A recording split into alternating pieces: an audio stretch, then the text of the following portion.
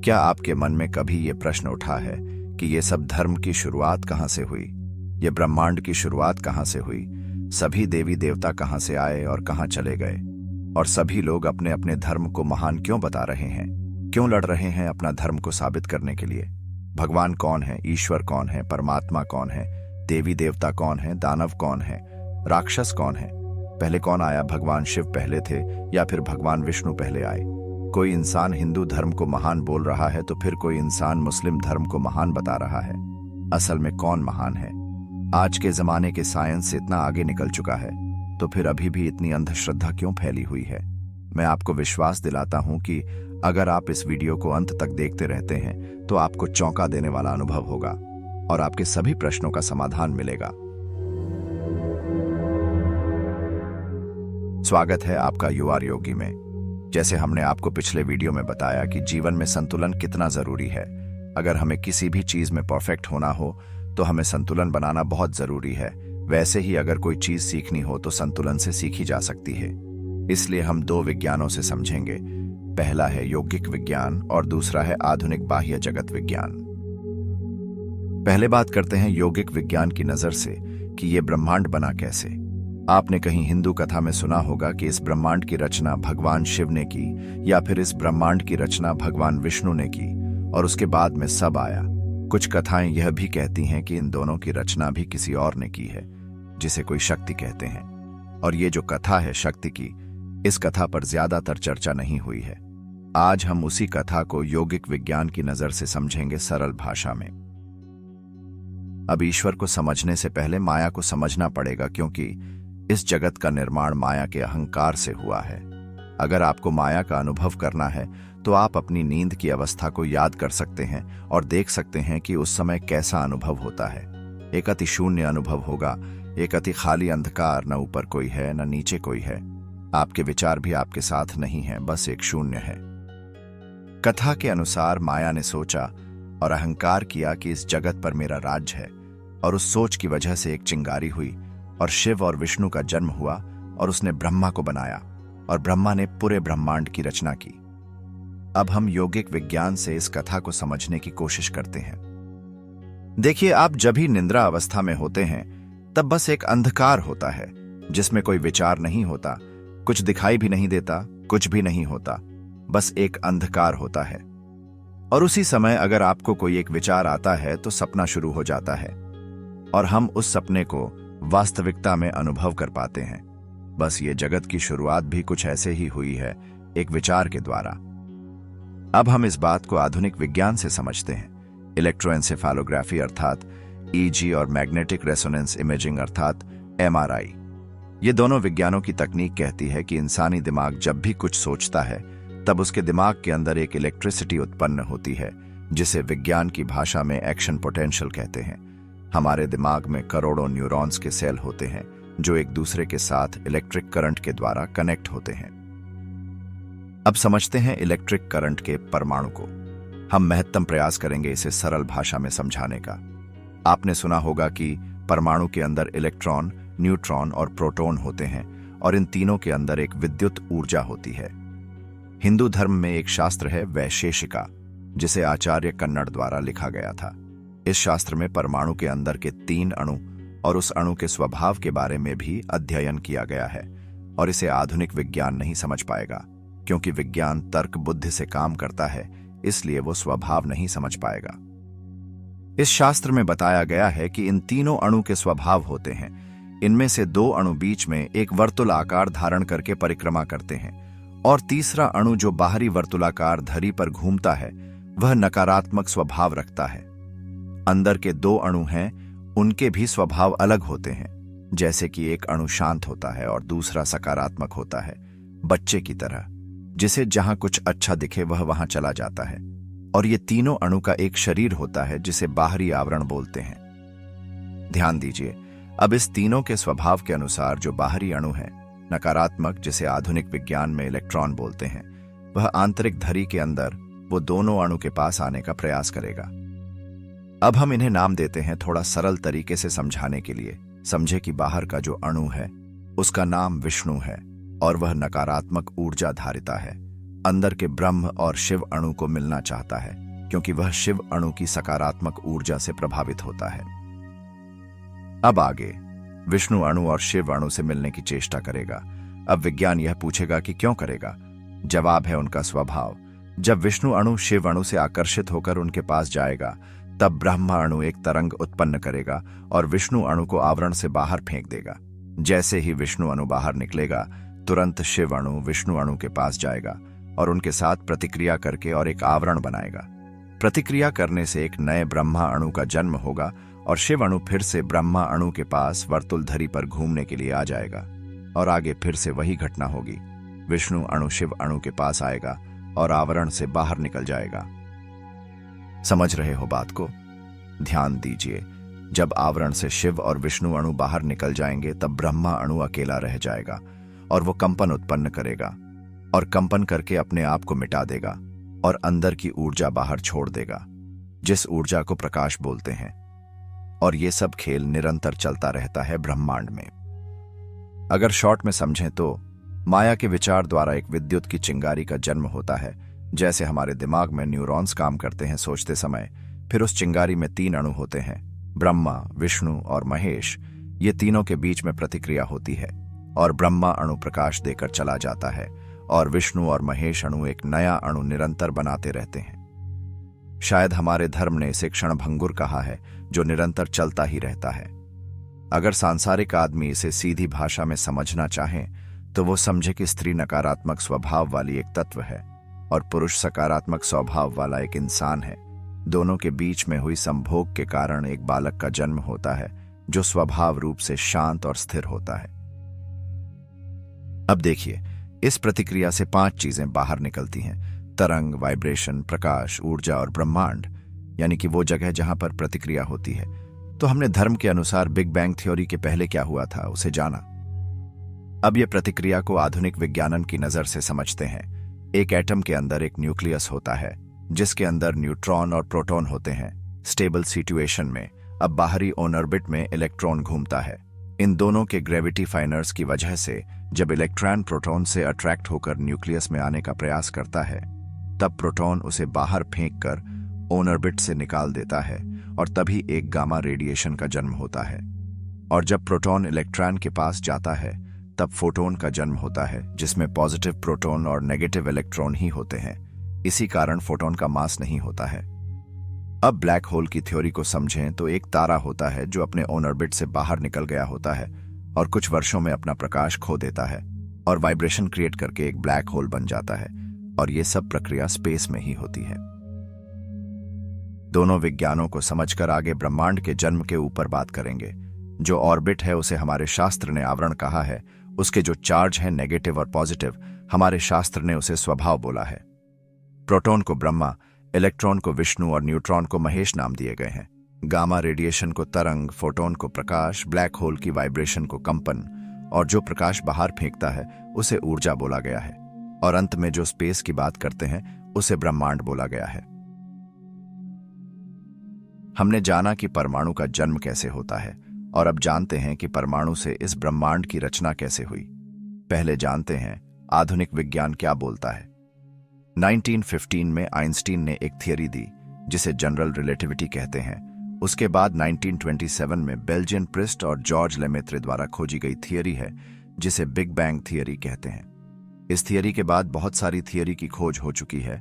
अब की जो लेटेस्ट थियरी है उसका नाम है स्ट्रिंग थियरी, जिसे गैब्रियल वेनेजियानो नाम के वैज्ञानिक ने शोध की है। यह थियरी बताती है कि बिग बैंग से पहले क्या हुआ था।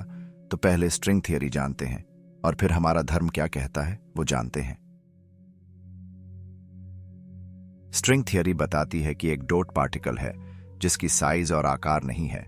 डॉट पार्टिकल निरंतर वाइब्रेशन फैलाता है और इस वाइब्रेशन की वजह से एक वेव्स या एक फ्रीक्वेंसी जनरेट होती है जो ये डॉट पार्टिकल संतुलन बनाए रखता है। कब कितना वाइब्रेशन जनरेट करना है और कब कितनी फ्रीक्वेंसी बनानी है, इन दोनों चीजों को संतुलन करता है।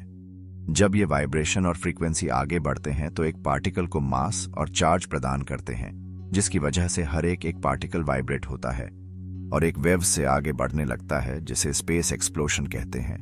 तो इस तरह ब्रह्मांड की रचना हुई हमारे मॉडर्न विज्ञान की नजर से।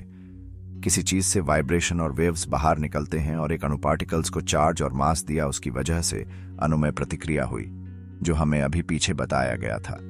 उस तरह प्रोटॉन ब्लास्ट होने से बिग बैंग हुआ और इस ब्रह्मांड का जन्म हुआ। हमने आपको पीछे विज्ञान से इसलिए ही समझाया ताकि आप स्ट्रिंग थियरी और बिग बैंग थियरी को आसानी से समझ सकें। यौगिक विज्ञान और धर्म के अनुसार भगवान शिव वर्षों पुरानी ध्यान अवस्था में थे और ओम ध्वनि का उच्चार कर रहे।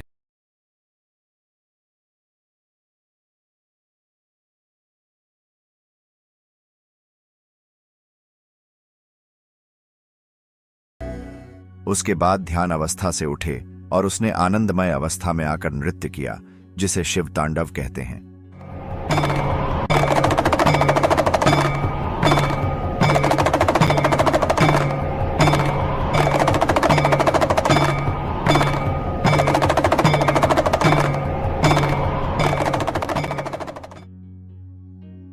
अब इसे यौगिक विज्ञान से समझते हैं। शिव जो हैं वह नृत्य कर रहे हैं, इसलिए वाइब्रेशन हो रहा है, और जो ओम ध्वनि है उससे एक वेव्स निकल रही है। समझ रहे हो बात को?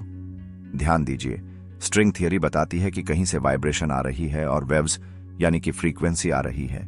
कहां से आ रही है, क्यों आ रही है, उसे नहीं पता है, बस उसके आगे क्या हुआ वही पता है। अब हमारा धर्म देखिए कितना एडवांस है। अभी कुछ साल पहले बनी स्ट्रिंग थियरी के पहले क्या हुआ था वो इतने सालों पहले हमारे धर्म ने बता दिया। जो वाइब्रेशन आ रही है वो शिव से आ रही है और जो ध्वनि आ रही है वो ओम की ध्वनि है। फिर उसके आगे है बिग बैंग थियरी। अब बिग बैंग थियरी को हम थोड़ी सरल भाषा में समझते हैं। जैसे हमने हमारे लास्ट वाले वीडियो में कहा था कि संभोग के समय स्त्री के नाभि के नीचे वाले भाग में एक गर्मी पैदा होती है, जो गर्मी शरीर की सभी अशुद्धि को अपने शरीर से सोख लेती है, जिसकी वजह से पुरुष को स्त्री के गुप्त द्वार से अशुद्धि का अनुभव नहीं करना पड़ता। और इसी वजह से हर स्त्री को संभोग के बाद नाभि के नीचे दर्द महसूस होता है। अब आगे जब पुरुष अपनी ऊर्जा को स्त्री के अंदर दाखिल करेगा, तब वो ऊर्जा और स्त्री की गर्मी का मिलन होगा। उस समय स्त्री को इतना अद्भुत अनुभव हो सकता है कि वो अनुभव शब्दों से बयां नहीं किया जा सकता।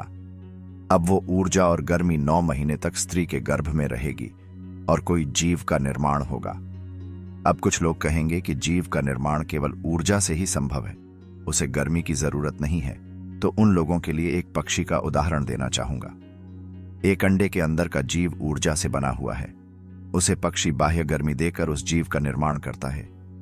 उसके बाद ऊर्जा और गर्मी से एक जीव का निर्माण होता है। अब हम समझते हैं बिग बैंग थियरी को आधुनिक विज्ञान की मदद से। बिग बैंग में ऊर्जा, गर्मी और घन पदार्थ, ये तीनों सब्सटेंस का संकोचन हुआ, जिसे सिंगुलैरिटी बोलते हैं। आधुनिक विज्ञान को नहीं पता कि सिंगुलैरिटी का रिएक्शन कितने समय तक हुआ था, पर हमारा यौगिक विज्ञान कहता है कि सिंगुलैरिटी की प्रतिक्रिया 9 करोड़ साल तक चली थी। सिंगुलैरिटी का रिएक्शन खत्म होने के बाद एक ऊर्जा का विस्फोट होता है, जो हर कोई जड़ पदार्थ को जीवंत कर देता है, और इस जीवंत ऊर्जा की वजह से न्यूक्लियर बनता है। उसके बाद न्यूट्रॉन, प्रोटॉन और इलेक्ट्रॉन का जन्म होता है। अगर हम इन 3 अणु का भी अध्ययन करें तो हम उसी ऊर्जा को पाएंगे जो बिग बैंग के समय बाहर निकली थी विस्फोट से। समझ रहे हो आप? ब्रह्मांड का पूरा रहस्य एक स्त्री के गर्भ में छुपा है। ऊर्जा, गर्मी और सॉलिड का रिएक्शन, जिसे सिंगुलैरिटी कहा गया है, वही प्रतिक्रिया बालक के जन्म के पहले गर्भ में होती है। सिंगुलैरिटी की प्रतिक्रिया 9 करोड़ साल तक चली। गर्भ में भी ये प्रक्रिया 9 महीने तक चलती है। सिंगुलैरिटी का रिएक्शन खत्म होने के बाद एक जीवंत ब्रह्मांड का जन्म होता है। इधर 9 महीने के बाद एक जीवंत बालक का जन्म होता है। समझ रहे हो आप इस बात को? अगर आपको ब्लैक होल को भी समझना है तो वो भी आप यौगिक विज्ञान और आधुनिक विज्ञान की मदद से समझ सकते हैं। बस जैसे कृष्णा कहते हैं, बस संतुलन होना चाहिए हर एक चीज में, वैसे ही यौगिक विज्ञान और आधुनिक विज्ञान के बीच में संतुलन होना बहुत जरूरी है। कुछ लोग हैं जो कृष्णा के भक्त होकर भी इसे नहीं समझ पाते। ऐसे लोग कहते हैं कि बिग बैंग ब्लास्ट से एक ब्रह्मांड बन नहीं सकता और विस्फोट से हमेशा डिस्ट्रक्शन ही हो सकता है, कंस्ट्रक्शन नहीं हो सकता। तो फिर ये बात गलत है, क्योंकि आप जो विस्फोट देख रहे हो वो विस्फोट में जीवंत ऊर्जा के बदले में TNT या फिर RDX जैसे एक्सप्लोसिव घटक का उपयोग किया जाता है, जो हीट के संपर्क में आकर ब्लास्ट होते हैं। शायद हो सकता है कि आप दिवाली में जो फटाके फूटते हैं उससे बिग बैंग की तुलना करते हो। ऊर्जा के बहुत सारे प्रकार होते हैं। कोई ऊर्जा जीव का निर्माण कर सकती है या फिर कोई ऊर्जा जीव को मिटा भी सकती है। बिग बैंग में जो गर्मी और जो ऊर्जा थी वो ऊर्जा जीव का निर्माण करने वाली ऊर्जा थी, ना कि जीव का नाश करने वाली। इसीलिए ही मैं हमेशा कहता हूं कि आपको किसी का भक्त बनना है तो बनिए, पर कभी किसी का अंधभक्त ना बने। आपके धर्म गुरु के सामने यौगिक विज्ञान और आधुनिक विज्ञान की दृष्टि से प्रश्न पूछे और जब तक आपको लॉजिकल जवाब ना मिले तब तक उसकी बात मत मानिए। देखिए, मैं ये कभी नहीं कह रहा हूं कि आप पुराने लोगों के अनुभव का तिरस्कार करें। अगर आपको उनसे सीखने को मिलता है तो सीखिए, पर जरूरी नहीं है आपके जीवन का हर एक जवाब उनके पास ही हो। कुछ जवाब आपको खुद अनुभव करके ढूंढने पड़ेंगे। जैसे हमने वीडियो के प्रारंभ में कहा कि हमारे शास्त्र इससे भी आगे निकल चुके हैं। आधुनिक विज्ञान उसे स्ट्रिंग थियरी बोलता है, पर हमारा धर्म उससे भी आगे निकल चुका है। हमारे धर्म के मुताबिक जगत का निर्माण माया के अहंकार से हुआ था, जिसने 3 तत्वों का निर्माण किया। मैं इसे थोड़ा सरलता से समझाने के लिए कुछ नाम में बदलाव करता हूं। समझो कि हम ब्रह्म हैं, यानी प्रोटॉन। हम ईश्वर के साथ कनेक्ट हैं, यानी कि न्यूट्रॉन के साथ। माया से हम आकर्षित होते हैं, इसलिए कभी माया हमारे पास आती है और कभी हम उनकी तरफ आकर्षित होकर जाते हैं। बस हमें इन दोनों के बीच में सब कुछ संतुलित करना है। एक तरफ ईश्वर तो एक तरफ माया। दोनों पहलू हमारे लिए बहुत जरूरी हैं। माया भोगना भी उतना जरूरी है जितना ईश्वर की आराधना करना। अगर तुम्हें ईश्वर की पूजा पाठ करना अच्छा लगता है तो फिर उतना ही सामने तुम्हें माया को भी भोगना पड़ेगा, वरना तुम्हें कोई अधिकार नहीं है ईश्वर को भोगने का, क्योंकि माया भी ईश्वर द्वारा ही बनाई गई है। एक वृक्ष को देखिए, वृक्ष जितना ऊपर होता है उतना ही अंदर होता है। बस उसी तरह हर एक वस्तु में संतुलन होना चाहिए। अगर तुम्हें गहरे सुख चाहिए तो तुम्हें गहरे दुख भी बहादुरी से भुगतने होंगे। अगर तुम दुख से डर के भागोगे तो तुम्हें सामने सुख भी वैसा ही मिलेगा। क्षणभंगुर। जैसे हर एक चीज में संतुलन जरूरी है, वैसे ही आधुनिक विज्ञान और यौगिक विज्ञान को भी एक दूसरे को समझना जरूरी है और संतुलन स्थापित करना जरूरी है। आगे बात करते हैं, धर्म की शुरुआत कहां से हुई और धर्म क्या है। आपको पता ही होगा कि मनुष्य जन्म कैसे हुआ था, कब हुआ था, कौन सी तारीख पर हुआ था, कितने बजे हुआ था, उस पर हम ध्यान नहीं देंगे। बस एक बंदर ने संभोग किया और कुछ सालों बाद मनुष्य आ गए। अगर भूतकाल में बनी घटनाओं के समय ढूंढने जाएंगे तो फिर वर्तमान समय में ही खो जाएंगे। कुछ चीजें जान लेने में फायदा है और कुछ चीजें मान लेने में फायदा है। इंसानी दिमाग में सबसे पहले भावना की खोज हुई, क्योंकि उस समय भाषा नहीं थी, इसलिए इमोशंस की खोज हुई। कुछ इमोशंस जैसे कि interest, hope, bliss, satisfaction, excitement, fear और एंगर। उसके बाद खोज हुई आवाज की, जैसे जानवर कैसे आवाज करके एक दूसरे को अपनी भावना व्यक्त करते हैं, बस उसी तरह। उसके बाद इंसान ने सोचना शुरू किया कि हम कौन हैं, क्योंकि सोचने के लिए भी आवाज की जरूरत होती है। उसके बाद आया स्वएहसास, यानी सेल्फ रियलाइजेशन। ध्यान देना इस बात पर, पहले आया अनुभव, दूसरा आया आवाज, तीसरी आई सोच, चौथा आया सेल्फ रियलाइजेशन और पांचवा आया चित्रकला। चित्रकला मतलब उस समय जो भी विचार आते थे या फिर कल्पना होती थी, वो सभी चीजें पत्थर पर या फिर मिट्टी पर बनाई जाती थीं।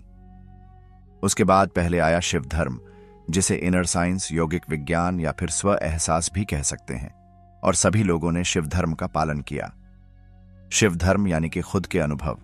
फिर जन्म हुआ छठवीं चीज, भाषा। उसके बाद जिसको भी स्व एहसास होता या फिर कुछ नए विचार आते तो वो लोग एक दूसरे को बताने लगे अपने अपने विचार। बस ये निरंतर चलता ही गया। बहुत लंबे वर्षों तक ये चला। लोग अनुभव करते, वो चित्रकला के माध्यम से पत्थर पर बनाने लगे। उनमें से जनसंख्या भी बढ़ने लगी और हर कोई लोग अलग अलग कला में निपुण होने लगे।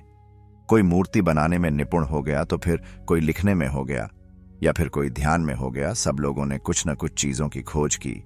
किसी ने संगीत की खोज की तो फिर किसी ने नृत्य कला की खोज की।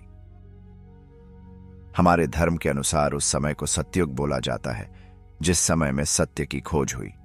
इस समय में जनसंख्या में भी धीरे धीरे बढ़ावा आया।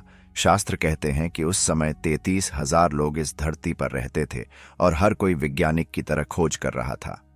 समझ रहे हो इस बात को? ब्रिटिश देश में एक प्रथा है जब कोई इंसान कुछ महत्वपूर्ण काम करता है या फिर वह वैज्ञानिक बनता है तो उसके नाम के आगे लॉर्ड लगाया जाता है, जो किसी पद के रूप में उपयोग होता है, जैसे डॉक्टर के नाम में लगता है। ध्यान दीजिए, उस समय इस धरती पर 33,000 लोग थे जो कुछ अच्छा काम कर रहे थे और खोजबीन कर रहे थे, जिसे हमारे शास्त्रों ने 33,000 देवी देवता बोलकर सम्मानित किया है या फिर एक पद दिया है। आगे इस जगत में अभी भी शिव धर्म ही चल रहा है और सभी लोग एक ही धर्म का पालन कर रहे हैं और अपने अपने काम करते हैं। वास्तव में उस समय शिव धर्म भी नहीं था, क्योंकि शिव नाम की खोज ही नहीं हुई थी। बस हर कोई अपने अपने अनुभवों को बढ़ा रहे थे और उन्हें लिख रहे थे। वास्तविकता में वे अनुभव बहुत भी कोई बड़े नहीं थे। आज के समय में देखें तो वे सभी अनुभव बहुत ही सामान्य थे, जैसे कि खाना खाना, चलना, पानी पीना और ऐसे ही सामान्य काम। कुछ समय बाद अनुभव बढ़ते गए और ध्यान का विकास हुआ। हर कोई लोग ध्यान करने लगे और हर कोई ने अपनी अपनी ध्यान विधि को साझा किया, चित्र और लेखन के माध्यम से। उस समय के लोग ने ध्यान को इतने लंबे अरसे तक किया कि हर एक ने अपनी पीढ़ी को वारसे में ध्यान ही दिया, या फिर ऐसा भी बोल सकते हैं कि शिव धर्म दिया। जैसे हमारे पिता हमें कैसे धंधा देते हैं वारसे में, वैसे ही उन लोगों ने धर्म दिया। जैसे जैसे समय बीतता गया वैसे वैसे जिज्ञासा बढ़ती गई, ये जानने में कि इस ब्रह्मांड की शुरुआत कैसे हुई थी। इस जिज्ञासा को शांत करने के लिए इन लोगों ने ध्यान अभ्यास शुरू किया, क्योंकि उस समय सुविधा नहीं थी कि नासा की तरह हम स्पेस में जा सकें। ध्यान अभ्यास में वे लोग इतने आगे पहुंच गए कि एक अंत आ गया, बस वैसा ही एक अंत जैसे अभी आधुनिक विज्ञान अनुभव कर रहा है और सालों से शोध कर रहा है। अगर आपको इस अंत को अनुभव करना है तो मनोमन सोचें अपने देवी देवताओं के बारे में कि ये कहां से आए, इसका जन्म कैसे हुआ, जो जन्म देने वाला था वो कौन था। आपका मन आपको जवाब देता जाएगा और जैसे ही जवाब देना बंद कर दे तो समझें कि उनके पास भाषा की ये शब्द खत्म हो चुके हैं और एक ब्लैंक सा हो गया है। उदाहरण के तौर पे अगर आपको कोई बोले कि जापानीज भाषा में सोचो या फिर कोई ऐसी भाषा में सोचो जो तुम्हें नहीं आती, क्योंकि जिसका कोई स्वरूप नहीं है, कोई आकार भी नहीं है और भाषा भी नहीं है, तो उसका नाम कैसे हो सकता है। आप इस चीज को अपनी श्रद्धा के अनुसार कोई भी नाम दे सकते हैं। किसी ने उसे शिव कहा या फिर किसी ने उन्हें खुदा कहा। बस उस समय में भी उन लोगों को ऐसा ही कुछ अनुभव हुआ और उन्होंने नाम दिया उसको शिवा, यानी जो नहीं है वास्तव में। अब जब आप ध्यान में इस छोर पर पहुंच जाते हो तब आपको सब बेकार लगने लगता है, इस जगत में और आध्यात्मिक जगत में भी। सोचिए, आप जिस भगवान को पाने के लिए पूरी जिंदगी रोए हो और इतनी पूजा पाठ करी है, अगर वो आपको मिल भी जाए तो आप उनके साथ कितना समय व्यतीत करोगे, क्या करोगे उसके साथ। अगर आप अपने भगवान के पास भी ज्यादा रहे तो भी आपका मन भर जाएगा, या फिर शायद इस सवाल का जवाब आपके पास ना हो। बस उस समय भी ऐसा ही कुछ हुआ था।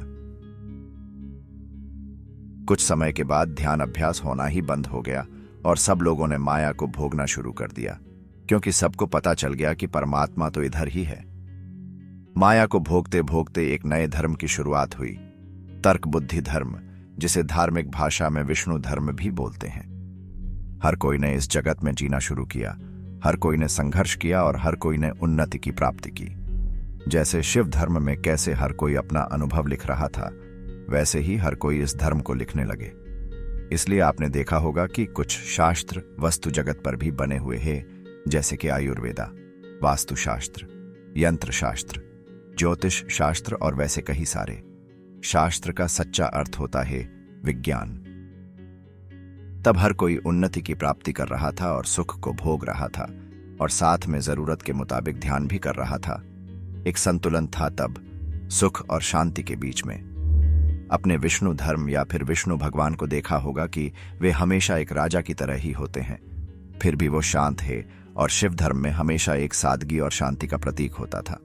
हमारे धर्म ने इस टाइम पीरियड को त्रेता युग कहा है, जिस युग में लोगों ने पुरुषार्थ और संघर्ष करके विजय भी प्राप्त की और शांति भी प्राप्त की। याद रखिए इस बात को, इन समय में भी लोग अपना अपना अनुभव लिख ही रहे हैं। अब आगे आता है द्वापर युग। आपने धर्म द्वारा सुना होगा कि इस युग में समृद्धि बहुत ज्यादा थी, पर साथ ही शांति भी इतनी ही थी, अर्थात एक संतुलन था। जैसे आपने भगवान कृष्ण को देखा होगा कि ऐश्वर्य भी था और शांति भी थी। देखिए, इस समय तक जो भी घटना घटी है वो सभी घटनाएं पेपर पर लिखी गई हैं। और ये सभी सच्ची घटनाएं हैं। अगर कोई इतिहास खोजने के लिए निकले तो इस घटना के कुछ अंश जरूर पाएगा। जो भी आपको वेद, उपनिषद, ग्रंथ, पुराण, धार्मिक पुस्तकें, मंदिर और मूर्तियां दिख रहे हैं, उन्हें मान लो कि वो सभी इंसानों द्वारा लिखे गए हैं। जो भी पुराण हैं वो सभी इंसानों ने ही लिखे हैं। जो भी मूर्ति हैं वो भी इंसानों द्वारा ही बनाई गई हैं।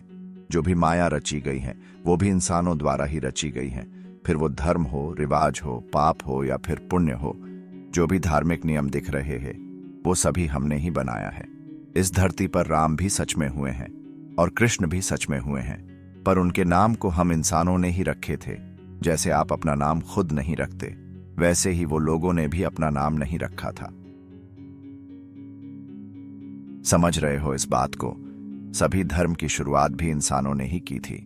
किसी इंसान ने अपना अनुभव बुक में लिखा और उसे हिंदू धर्म का नाम दे दिया, या फिर किसी इंसान ने अपना अनुभव लिखकर उसे कुरान बता दिया। धर्म भी इंसानों द्वारा ही बनाया गया है और देवी देवता भी इंसानों द्वारा ही बनाए गए हैं। इसके आगे दो धर्म की शुरुआत हुई। एक है ईश्वर धर्म और दूसरा है परमात्मा धर्म। ईश्वर धर्म हमें ऐश्वर्य कमाने के लिए या फिर कर्म करने के लिए ज्यादा प्रेरित करता है, और परमात्मा धर्म शिव को जानने के लिए ज्यादा प्रेरित करता है।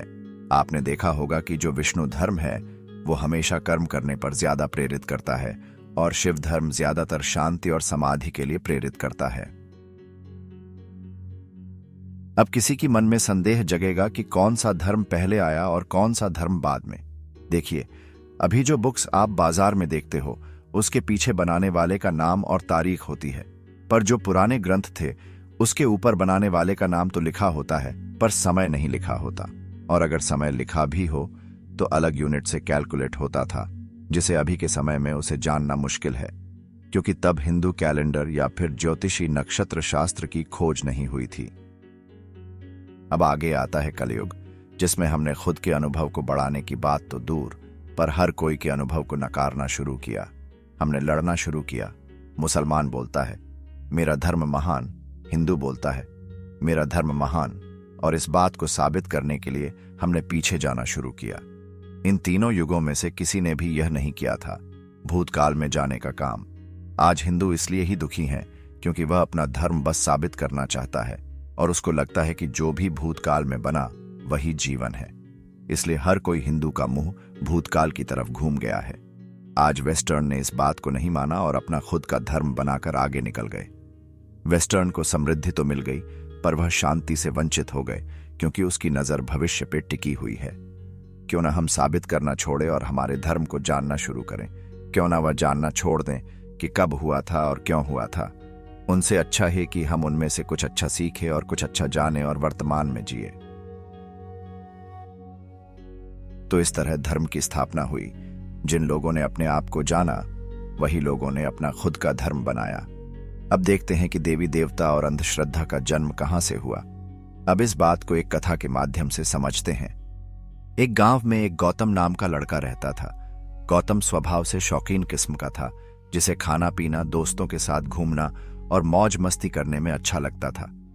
एक दिन गौतम के गांव में एक ऋषि आया, जिसने गांव के लोगों को राम कथा कही।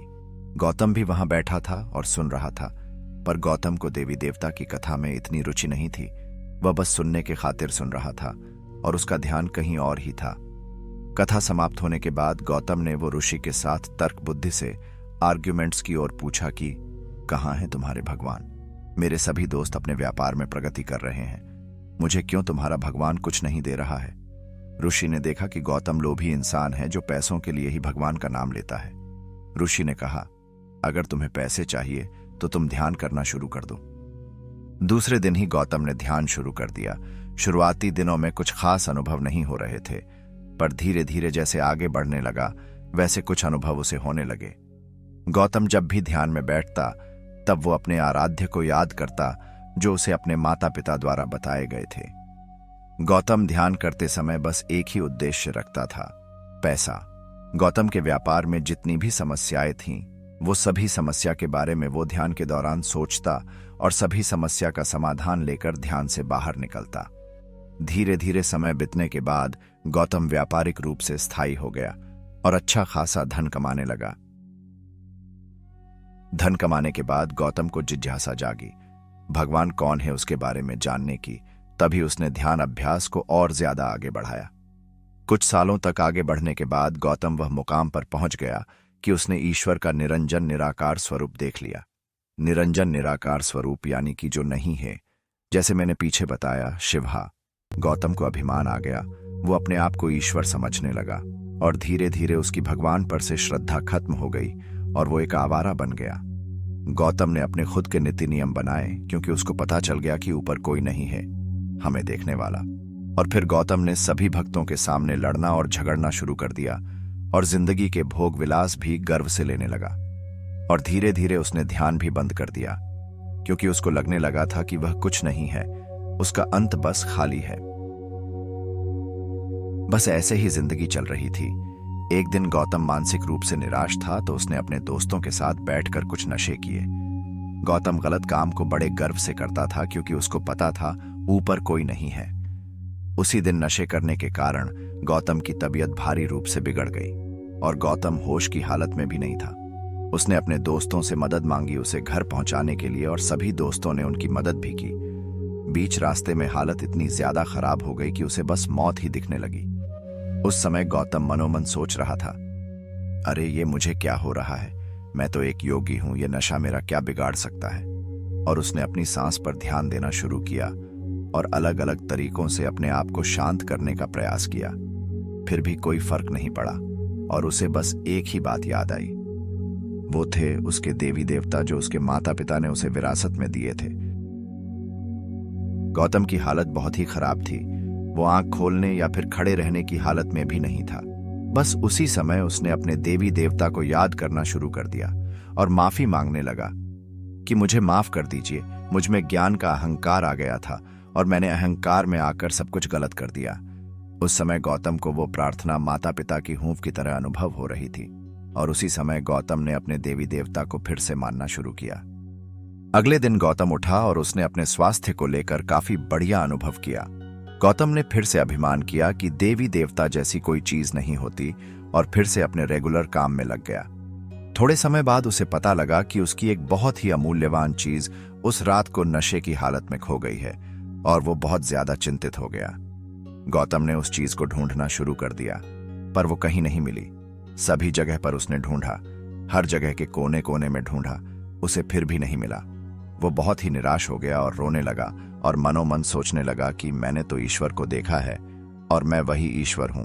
मेरे से बड़ा इस जगत में कोई योगी भी नहीं है, तो फिर ये सब गलत चीजें मेरे साथ क्यों हो रही हैं।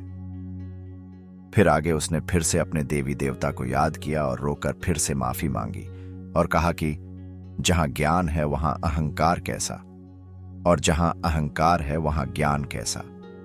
कुछ देर में वहां से एक बुजुर्ग निकले और उसने कहा कि तुम्हारी मां तुम्हें घर बुला रही है, जाओ। गौतम घर गया और उसने देखा कि उसकी वो अमूल्यवान चीज उनकी मां के हाथ में थी और गौतम बस मनोमन रो रहा था। बस उसी वक्त से गौतम ने अपने देवी देवता को मानना शुरू कर दिया। इस कथा का सार समझे आप। एक योगी जब भोगी बना तब वह रोगी हो गया, और जब एक योगी रोगी बना तब उसने देवी देवता या फिर किसी अन्य व्यक्ति को बनाया जिससे वह अपने दिल की बात कर सके और कुछ मदद मांग सके। क्योंकि जब कोई योगी निरंजन निराकार को देख लेता है तब उसमें एक अहंकार जग जाता है और वह अपने आप को ईश्वर मानने लगता है। शायद इसलिए ही शास्त्रों में कहा गया है कि अहंकार ईश्वर का खुराक होता है। इसलिए तो कबीर कहते हैं, निर्धन मांगे अन्न धन, वांजिया मांगे पुत्र, योगी मांगे निर्मल काया और राजा मांगे रूप। तो देवी देवता की खोज भी एक योगी द्वारा ही हुई कि जब उसे कोई दुख पड़ा या फिर उसे कोई मदद की जरूरत पड़ी। आप जरा मनोमन सोचिए कि अगर आप कोई खराब हालत में हो तो आप किसको याद करते हो। जब भी आप बहुत खुश होते हो तब किसको धन्यवाद देते हो। जब भी आप बहुत दुखी होते हो उस समय आप किसके साथ बात करते हो। पर अगर आपको उसका नाम ही पता ना हो जिससे आप बात कर रहे हो तो फिर क्या होगा। बस इसलिए देवी देवता की खोज हुई अपनी भावना व्यक्त करने हेतु। कोई प्रेम से उनसे बात करता है, कोई उनके ऊपर अपना गुस्सा निकालता है या फिर कोई उसके गाने भी गाता है। अब बात करते हैं, अगर एक योगी ने ही देवी देवता की स्थापना की तो फिर इतनी अंधश्रद्धा और धर्म के लिए लड़ाई क्यों हो रही है। इसे दो तरीकों से समझा जा सकता है। पहला है इल्यूमिनाटी, जो हम आगे बात करेंगे। अभी गौतम की कथा से आगे समझते हैं कि अंधश्रद्धा का जन्म कैसे हुआ। कथा के अनुसार गौतम दूसरे दिन अपने मित्रों से बात करता है कि मेरे देवता ने मेरी जान बचाई और उसकी वजह से मैं आज स्वस्थ हूं। उनके मित्रों ने सोचा कि अगर गौतम के देवता गौतम का काम कर सकते हैं तो वही देवता हमारा क्यों काम नहीं कर सकते। जाहिर सी बात है, गौतम के दोस्त भोगी थे और एक भोगी ही ऐसा सोच सकता है। फिर आगे यह चलता ही गया। सब लोग अपने धर्म को भूलने लगे और एक दूसरे के भगवान को मानने लगे, क्योंकि सब लोगों को अपना अपना स्वार्थ था। किसी का काम हुआ, किसी का नहीं हुआ। फिर वो गांव के लोग एक दूसरे के साथ लड़ने लगे कि हमारा भगवान बड़ा है, वो हमारे इतने काम करता है। कोई बोलता है हमारा भगवान तुमसे बड़ा है, और एक अंधश्रद्धा का जन्म हुआ। अंधश्रद्धा का जन्म इसलिए ही होता है जब तुम किसी और के बनाए भगवान को मानने लगते हो, और अंधश्रद्धा तभी दूर हो सकती है जब तुम अपने आप को जानो और अपना भगवान खुद चुनो। सालों से योगी आए इस दुनिया पर, हर कोई योगी ने अपने आप को जाना, और जिसने अपने आप को जाना बस दुनिया ने उसी को अपना आराध्य माना। आज के समय में 3 बड़े पावर हैं, एक सरकार, दूसरी धर्म संस्था और तीसरा है विज्ञान। जैसे हमने परमाणु के स्वभाव को जाना कि 2 अणु साथ मिलकर तीसरे अणु को नियंत्रित कर सकते हैं, वैसे ही भारत में सरकार और धर्म संस्था मिलकर विज्ञान को छुपा रही है, और उसकी वजह से ही जनता हमेशा अंधश्रद्धा में ही रहती है और अपने अपने धर्म के लिए लड़ा करती है। आप इसे समझने की कोशिश कीजिए, ये बड़ी साजिश है। जब तक आप धर्म के लिए लड़ते रहेंगे तब तक पावरफुल लोगों का ही फायदा होगा। क्या आपने कभी नोट किया है कि जब जनता ने सरकार के सामने आवाज उठाई तभी आतंकवादी क्यों आते हैं, और जब आतंकवाद चला जाता है तब तुम्हारे धर्मगुरु क्यों तुम्हें शांति देने के लिए आ जाते हैं? सरकार को समझने के 2 पहलू हैं, यानी 2 पॉलिटिकल पार्टियां, जैसे कि कांग्रेस और भाजपा। सरकार को पता ही है कि भारतीय जनता देश से बाहर तो जाने वाली है नहीं। अगर आपको बीजेपी से समस्या है तो आप कांग्रेस के पक्ष में जाएंगे, और कांग्रेस से समस्या है तो आप बीजेपी के पक्ष में जाएंगे। आपने बीबीके इलेक्ट्रॉनिक्स कंपनी के बारे में सुना ही होगा। इस कंपनी के अंडर में 4 बड़ी ब्रांड्स हैं, जैसे ओप्पो, वीवो, रियलमी और वन प्लस। आप इनमें से किसी भी कंपनी के पास जाएं, फायदा तो बीबीके इलेक्ट्रॉनिक्स का ही होने वाला है। वैसे ही अगर आप सरकार से तंग होकर अगर धर्मगुरु के पास भी जाएंगे तो वो लोग भी आपको वापस गोल गोल घुमाकर यहां ही फेंकेंगे, क्योंकि ये सभी लोग मिले हुए हैं। तुम जाओगे कहां बचकर? क्या तुम आतंकवादी के पास जाओगे? आतंकवादी भी इसने ही बनाए हुए हैं। तुम डरकर इन लोगों की शरण में ही आओगे। जैसे आपको भूतों से डर लगता है तो कैसे आप भगवान के पास चले जाते हो? जैसे परमात्मा ने देवता बनाया वैसे ही दानव भी बनाए हुए हैं। बस इसी चीज को इल्यूमिनाटी कहते हैं। क्या आपने WWE देखा है कभी? उसमें 2 रेस्लर लड़ाई करते हैं, तो क्या सच में उन लोगों में एक दूसरे के लिए गुस्सा भरा हुआ है? क्या आप ऐसा मानते हो कि 2 पॉलिटिकल पार्टी के लीडर अगर आमने सामने किसी प्राइवेट जगह पे मिल जाए तो वो रेस्लर की तरह लड़ेंगे? लड़ना झगड़ना तो मंदबुद्धि इंसान का काम है, कोई प्रोफेशनल इंसान कभी नहीं लड़ेगा। अगर आपको इल्यूमिनाटी के ऊपर एक स्पेशल वीडियो चाहिए तो कमेंट में बताएं। अगर आप इससे बचना चाहते हो और अंधश्रद्धा से बाहर निकलना चाहते हो तो आप ये 3 चीजों पर भरोसा कर सकते हो। पहला है यौगिक विज्ञान, ध्यान अभ्यास शुरू कर दो और अपना खुद का धर्म बनाओ। दूसरा है आधुनिक विज्ञान, जब कोई अंधश्रद्धा सताए तो आधुनिक विज्ञान की मदद लीजिए अंधकार से बाहर आने के लिए। और तीसरा है भगवान, आपको कहीं बाहर जाने की जरूरत नहीं है। आपके घर में जो मंदिर है बस उसी को ही मान लो, तो बाहर कहीं भी जाने की जरूरत नहीं है, क्योंकि जो मन की जाने, तन की जाने, जाने चित्त की चोरी, उनके आगे क्या छुपाए, जिनके हाथ में जीवन डोरी। आपका ईश्वर आपके अंदर ही है, आपका धर्म भी आपके अंदर ही है। क्यों न हम एक दूसरे के धर्म को नीचा दिखाने की वजह एक दूसरे के धर्म को जानकर कुछ अच्छा सीखें, क्योंकि उनका धर्म भी एक योगी के अनुभव से बना है और हमारा धर्म भी एक योगी के अनुभव से ही बना है। जनता जनार्दन है, अगर आवाज एक हो तो क्या नहीं हो सकता। अगर हम रामायण के अवशेष ढूंढ भी लें, फिर आगे क्या? सोचो, अगर हमने एक दिन साबित भी कर दिया कि हिंदू धर्म महान है, रामायण सच में हुई थी, महाभारत सच में हुआ था, उसके बाद क्या? सोचा है कभी क्या होगा फायदा? ये सभी चीजें जनता को डिस्ट्रैक्ट करने के लिए बनाई गई है। अगर पुत्र अपने पिता के बताए गए रास्ते पर चले तो पिता खुश होगा और अगर पुत्र पिता की ना सुने और उनके अस्तित्व को साबित करने के हेतु लोगों से लड़ा करे, तो क्या लगता है आपको उनका पिता खुश होगा? उससे अच्छा है कि हम रामायण को जानें यौगिक विज्ञान से और कुछ उसमें से अच्छा सीखें और अपनी जिंदगी को प्रकाश के रास्ते पर ले जाएं। हम यौगिक विज्ञान और आधुनिक विज्ञान की मदद से कुछ भी जान सकते हैं और हमारे मन के अंदर बन रहे अंधकार, कंफ्यूजन और अंधश्रद्धा को दूर कर सकते हैं और इस माया से बाहर आ सकते हैं, क्योंकि असल में इसी को माया कहते हैं, जो नहीं है उनके साथ लड़ना। शायद भगवान राम हमसे खुश होंगे अगर हम उनके अस्तित्व के ऊपर लड़ने के बजाय उन्हें जाने यौगिक विज्ञान से। जैसे भगवान राम ने रावण के नाभि में तीर मारा और उनका वध किया, तो इसे यौगिक विज्ञान से समझें तो नाभि में स्वाधिष्ठान चक्र होता है और उसके अंदर हमारी पूरी नकारात्मक ऊर्जा होती है। अगर कोई पुरुष में यह चक्र सक्रिय हो तो वो पुरुष ज्यादा नकारात्मक स्वभाव का हो सकता है। तुम रावण को जलाते हो, क्या तुम रावण से बड़े सिद्ध पुरुष हो? क्या तुम रावण की तरह योगी हो? क्या तुमने अपनी काम वासना को शांत कर दिया है? जैसे तुम्हें अपने से निर्बल पर हाथ उठाने का हक नहीं है, वैसे ही अपने से शक्तिशाली पर हाथ उठाने की तुम्हारी औकात नहीं है। तुम क्या जानते हो रावण के बारे में? अगर तुम रावण को जलाना चाहते हो तो फिर तुम पहले रावण से भी अधिक शक्तिशाली बनो, श्री राम की तरह, फिर उसे जलाने की सोचना। जिनको खुद शिव ने माफ कर दिया है, उन्हें फिर से सजा देने का अधिकार तुम्हें किसने दिया? जिनके कर्मों से शिव को भी कोई आपत्ति नहीं है, तो तुम कौन होते हो? रावण में कमियां ढूंढने वाले। अगर तुम्हें जलाने का बहुत शौक है तो आज के आतंकवाद को जलाओ। अगर वो तुमसे न हो पाए तो फिर तुम अपने मन में राज कर रही रूढ़िचुस्तता को जला डालो। अब आगे बात करते हैं कि धर्म क्या है। धर्म के 4 प्रकार हैं: कर्म योग, ऊर्जा योग, ज्ञान योग और सबसे बड़ा, जिसमें हर एक चीज में विज्ञान छुपा है, जिसको कहते हैं भक्ति योग। सबसे पहले समझते हैं कर्म योग को। आपने कहीं ऐसे लोगों को देखा होगा जो बस अपने काम को ही पूजा मानते हैं।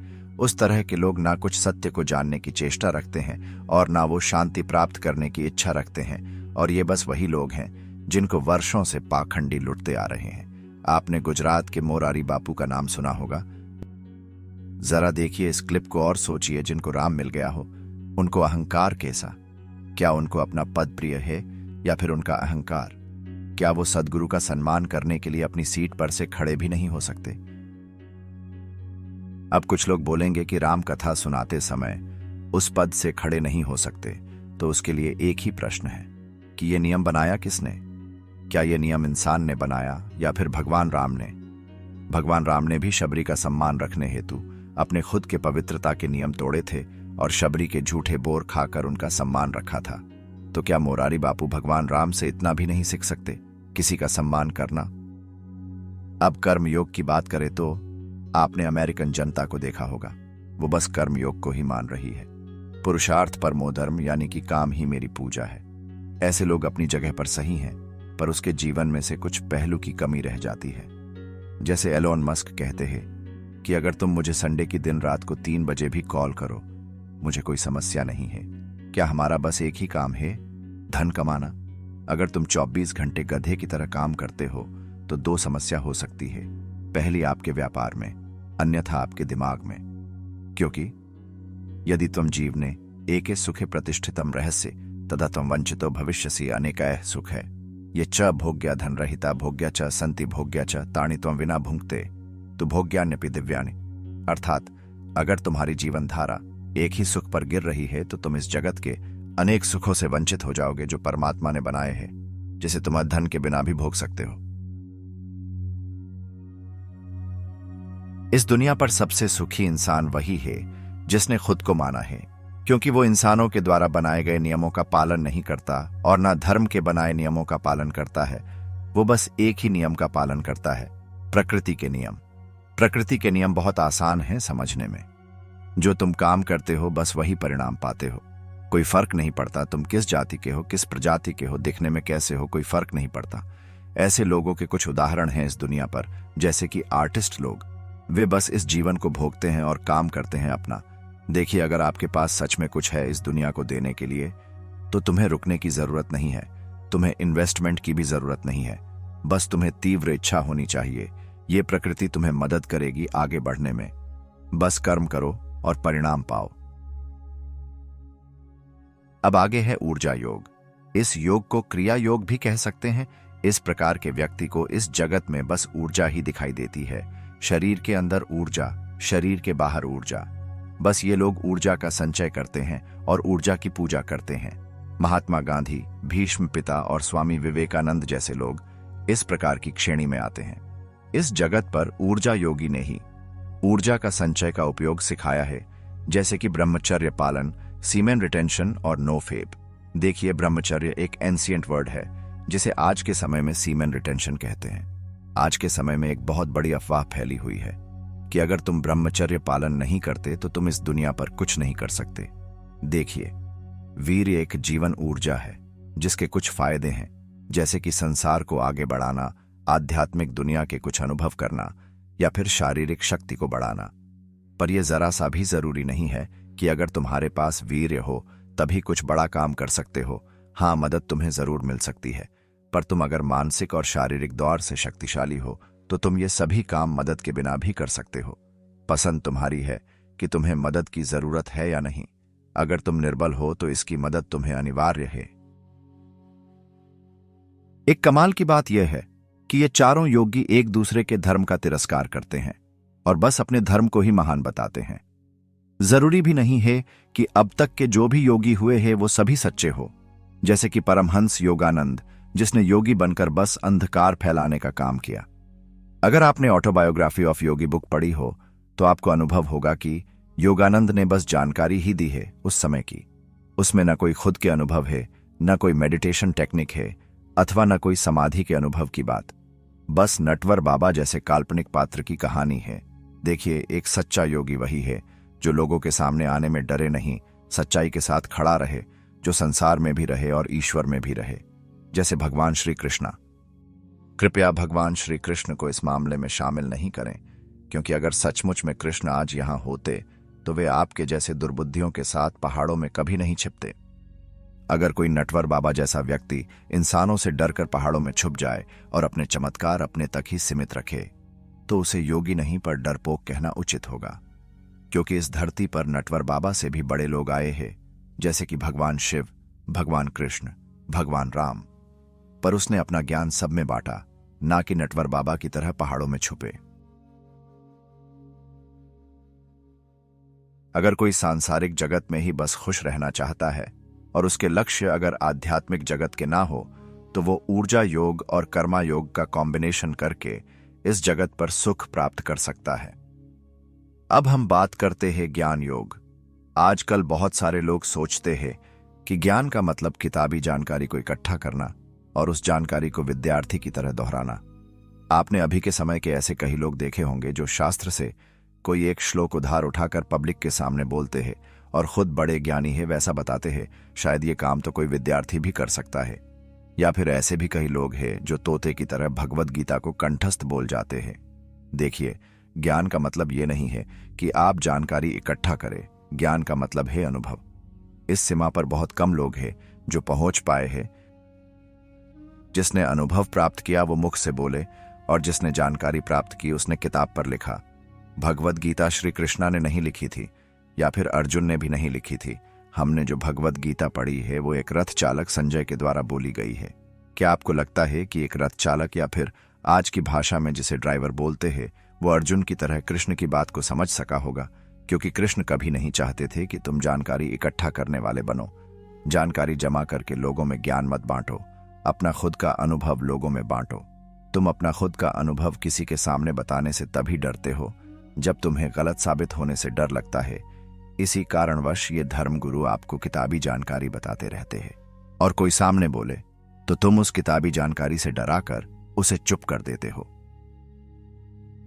ये लोगों को हमेशा से विज्ञान से समस्या रही है, इसलिए तो हमेशा से आपको कहते हैं कि विज्ञान के पास मत जाओ, हमारे पास आओ। पर क्या कभी ये आपने सुना है कि विज्ञान ने आपसे कहा हो कि मंदिर में कभी मत जाओ, हमारे पास आओ? क्या कभी विज्ञान ने तुम्हारे धर्म का तिरस्कार किया है? तो फिर तुम्हारा धर्म विज्ञान से क्यों डरता है? एक कड़वा सच ये है कि अगर इस संस्था को दान मिलना बंद हो जाए तो कुछ ही दिनों में हर मंदिर से हर कोई साधु चला जाएगा। अगर मानना ही है तो फिर सीधे निरंजन निराकार को मानो। ये बीच में धर्म के नाम पर धंधा करने वाले को मानने का क्या मतलब है? धर्म संस्था यानी कि कुछ लोगों का समूह जो जीवन की लड़ाई से डर चुके हैं और धर्म के नाम पर धंधा कर रहे हैं। सच्चाई तो यह है कि भगवान तो उसे भी नहीं मिला जैसे तुम्हें भी अभी तक नहीं मिला है। क्या कृष्ण ने धर्म के नाम पर धंधा किया था? क्या शिव ने किया था? क्या बुद्ध ने किया था? अगर तुम भगवद गीता के एक एक श्लोक कंठस्थ भी कर लो तो भी तुम्हारी जिंदगी में कोई फायदे नहीं होने वाले। पर अगर तुम एक एक श्लोक को यौगिक विज्ञान से समझ लो तो फिर कुछ बात बन सकती है। हाँ, अगर जीवन में समस्या हो तो अनुभवी के अनुभव से सीखना चाहिए, पर यह जरूरी नहीं है कि तुम्हारे जीवन की सभी समस्याओं का समाधान पुरानी किताबों में से मिल जाए। अगर ना मिले तो तुम्हें खुद के अनुभव बनाने पड़ेंगे। मैं इस्कॉन से विनती करना चाहूंगा कि भगवद गीता को यौगिक विज्ञान और आधुनिक विज्ञान की मदद से समझाए। देखिए, अगर आप ये समझते हैं कि भगवद गीता कंठस्थ करने से आपकी जिंदगी में बदलाव आ जाएंगे तो ये बात एकदम गलत है। अगर आप गीता के एक एक शब्द भी कंठस्थ क्यों न करें, ज्यादा से ज्यादा आप तोते बन सकते हो, पर अनुभवी कभी नहीं बन सकते। जनता से भी मेरा अनुरोध है कि आपके धर्मगुरु अगर यौगिक विज्ञान और आधुनिक विज्ञान को नहीं मानते तो आप भी उसको मानना छोड़ दो और अपना खुद का नया धर्म बनाओ, क्योंकि ज्ञान हमेशा ध्यान से ही आता है और जानकारी कान से ही आती है। अनुभवी बनो, तोते मत बनो। अगर तुम्हारा धर्म तुम्हें हर बात पर रोकता है, हर बात पर टोकता है, तुम्हारी आजादी छीन रही है, तो समझ लो कि वो तुम्हारा धर्म नहीं है, वो किसी और का धर्म है। अगर तुम जवाबदार इंसान हो और तुम्हें सही गलत की समझ हो तो तुम्हें डरने की जरा भी जरूरत नहीं है। बस आगे बढ़ो और अपना खुद का धर्म बनाओ, क्योंकि इंसानों के द्वारा बनाए गए नियम एक माया है और प्रकृति के नियम एक धर्म है जो सबके लिए एक समान है। फिर वो प्रकृति के नियम को तुम किसी भी नाम से पुकार सकते हो। तुम उसे शिव भी बोल सकते हो या फिर कृष्ण भी बोल सकते हो, क्योंकि ये सब शब्द हैं जो समझने के लिए होते हैं, न कि संदेह उत्पन्न करने के लिए। अब आगे आता है भक्ति योग, जिसमें बहुत ही बड़ा विज्ञान छुपा है। पर भक्त का स्वभाव ऐसा होता है कि वो जानने के बजाय मानने लगता है और इसी कारण इतने सारे धर्म और देवी देवता बनते हैं। भक्ति योग के भी 4 विभाग हैं, जिसमें है मंत्र, मूर्ति, पूजा और कथा। पहले बात करते मंत्र के बारे में। मंत्र क्या है? मंत्र को समझने के लिए हमें फ्रीक्वेंसी अर्थात वेव्स को समझना पड़ेगा। फ्रीक्वेंसी के भी 4 प्रकार होते हैं: sound frequency, brain frequency, electromagnetic frequency और बायोलॉजिकल रिदम। अभी हम साउंड फ्रीक्वेंसी और ब्रेन फ्रीक्वेंसी को समझते हैं। 1 सेकंड में साउंड वेव्स जब 20 सर्कुलर राउंड बनाती है तब उसे 20 हर्ट्ज बोलते हैं। इंसान के कान 20 हर्ट्ज से लेकर 20,000 हर्ट्ज तक की वेव्स को सुन सकते हैं। 20 हर्ट्ज की नीचे की तरंग को इंफ्रासाउंड और 20,000 हर्ट्ज की ऊपर की साउंड को अल्ट्रासाउंड बोलते हैं, जो हम इंसान नहीं सुन पाते हैं। अब जब आप कोई भी संगीत सुनते हैं तो उनकी एक फ्रीक्वेंसी होती है जो हमारा दिमाग कैप्चर करता है और उस फ्रीक्वेंसी के मुताबिक सामने वाइब्रेशन क्रिएट करता है, जिसे हम ब्रेन वेव्स या फिर ब्रेन फ्रीक्वेंसी कहते हैं। जब हमारा दिमाग लॉ फ्रीक्वेंसी को सुनता है तब लॉ वाइब्रेशन क्रिएट करता है। वो अनुभव हमें बहुत ही शांत कर सकता है, जैसे कोई भजन की आवाज या फिर कोई बांसुरी की आवाज, जिसे सुनकर आप शांत अनुभव कर सकते हैं। और उससे विपरीत जब हम हाई फ्रीक्वेंसी सुनते हैं तब हमारा दिमाग हाई वाइब्रेशन बनाता है, जिसके कारण हम गुस्सा या फिर मोटिवेशन अनुभूति करते हैं, जैसे कोई मोटिवेशनल गाने सुनकर आप अनुभव करते हैं। साउंड फ्रीक्वेंसी के 5 प्रकार होते हैं: delta waves, theta waves, beta waves, alpha waves और गामा वेव्स। हर एक वेव्स की अलग अलग मानसिक अनुभूति होती है। जब हम डेल्टा वेव्स सुनते हैं तब हमें गहरी नींद आ सकती है, और जब हम अल्फा वेव्स सुनते हैं तो हमें शांत और रचनात्मक अनुभूति हो सकती है। जब कवि कविता लिखते हैं और कलाकार के द्वारा वह कविता सुनाई जाती है, तब योगी आंख बंद करके उस फ्रीक्वेंसी की अनुभूति करते हैं और उस कविता को एक श्रेणी स्वरूप में बांटते हैं। अगर कोई कवि एक हनुमान जी के पर कविता बनाता है और तभी एक योगी को शक्तिशाली या फिर मोटिवेशन अनुभूति हो, तो अपने भक्त के लिए उस कविता को उसी श्रेणी में विभाजित करता है। जब भी कोई भक्त निर्बलता महसूस करे तो ये हनुमान चालीसा या फिर कोई हनुमान नाम लेकर भी शक्तिशाली अनुभूति कर सकता है। अगर आप डेल्टा वेव्स को अनुभव करना चाहते हैं तो अपने सिर के पीछे थोड़ी दूरी पे मोबाइल रखें और सोते समय डेल्टा वेव्स साउंड चलाएं। साउंड की आवाज इतनी ही होनी चाहिए कि सोते समय आपको डिस्टर्ब न करे। इस विधि का प्रयोग करते हुए आप अनुभव करेंगे कि आप अपने मन के अंदर एक अलग ही दुनिया में आ चुके हैं। जैसे एक बड़ा रूम है जिसमें अंधेरा है और बस आपके पीछे एक साउंड बज रही है। जैसे माँ अपने बच्चे को कैसे एक गर्माहट से भरा हक देती है, बस उसी तरह आपको कुछ अनुभूति हो सकती है। जैसे कविता या फिर संगीत हमें एक्सपीरियंस देते हैं, उसी तरह कोई मंत्र बार बार दोहराने से हमारा दिमाग फ्रीक्वेंसी उत्पन्न करता है और हमें कुछ महसूस हो सकता है। मंत्र जाप की शोध भी इसी तरह हुई। अगर तुम हनुमान जी का नाम जोर जोर से 100 बार बोलोगे तो एक साउंड फ्रीक्वेंसी उत्पन्न होगी तुम्हारे द्वारा और तुम्हारा दिमाग एक वेव्स पैदा करेगा, जिसके कारण तुम शक्तिशाली अनुभव कर सको। जब आप बहुत ऊंची आवाज सुनते हो, जैसे कि गणपति महोत्सव में सभी लोग गणपति बाप्पा मौर्य बोलते हैं, तो तुम्हें एक अलग ही अनुभव होता है। तुम्हें लगता है कि साक्षात गणपति बाप्पा हमारे सामने हैं। और जब आप बहुत दूर से आ रही एक शांत संगीत की आवाज सुनते हो तो तुम बहुत ही शांत और उस संगीत से आकर्षित अनुभव कर सकते हो। ये मंत्र का खेल पूरा साउंड फ्रीक्वेंसी और ब्रेन वेव्स के साथ जुड़ा होता है। ये एक ऐसी वाइब्रेशन है जो फ्रीक्वेंसी को कंट्रोल करती है। अब समझते हैं मूर्ति और पूजा को। मूर्ति की शुरुआत होती है एक योगी के दुख से। जी हाँ, योगी के दुख से। इसको समझने के लिए हमें इंसानी इमोशंस को पहले समझना पड़ेगा। देखिए, इंसानी दिमाग पूरे इमोशंस से कंट्रोल होता है। हमारा दिमाग हर समय कोई ना कोई इमोशंस के अंदर होता है। वैसे हमारे धर्म के हिसाब से कुल 33 इमोशंस यानी कि इंसानी भावनाएं होती हैं, पर उनमें से मुख्य रूप से हम 7 इमोशंस ज्यादातर अनुभव करते हैं, और जो मानसिक रूप से अस्थिर हो वो ज्यादा इमोशंस अनुभव कर पाते हैं। मुख्य रूपी 7 इमोशंस हैं happiness, sadness, anger, fear, surprise, disgust और लव। ये 7 इमोशंस के द्वारा ही हर इंसान के ऊपर कंट्रोल किया जा सकता है, जो आजकल आपके धर्मगुरु आपके ऊपर कर रहे हैं। अब भावना की जो अनुभूति है वो 2 तरीके से आ सकती है। एक है बाहरी वस्तु देखकर या सुनकर, और दूसरा है आंतरिक विचार। आंतरिक विचार से जब सरप्राइज फील होता है तब उसे हम सेल्फ रियलाइजेशन या फिर आत्मबोध कहते हैं। अब मैं आपसे एक प्रश्न पूछता हूं कि आपको लास्ट सेल्फ रियलाइजेशन कब हुआ था? याद करिए। नॉर्मली एक इंसान को हर 4 दिन के अंदर एक आत्मबोध होता है, पर जो योगी होते हैं उसे दिन में हजारों बार आत्मबोध होता है, और इसी कारणवश योगी संन्यास की तरफ चला जाता है। यह बहुत उम्दा बात है, इसे आप जल्दी से समझ नहीं सकेंगे।